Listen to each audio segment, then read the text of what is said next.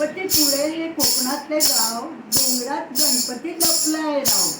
तिथे चला मुलांनो सहलीला जाऊ. खूप खूप फिरू आणि खूप मजा करू. कोकणातील कौलारू घरे आपण पाहू. झाडावरील कळ्या आणि फणसही पाडू. जाम जांभळे रातांबे चिंचावळे खाऊ. काजूच्या भाजीबरोबर पेज भात देऊ. हिरवी हिरवी झाडे आणि लाल लाल माती. निळा निळा सागर शुभ्र वाळू काठी. वाळूत बांधू किल्ले आणि पोहायला शिकू. समुद्रावर खेळताना शंख शिंपले बसू. बाप्पा मोरया गणपतीचा आरतीनंतर गजर.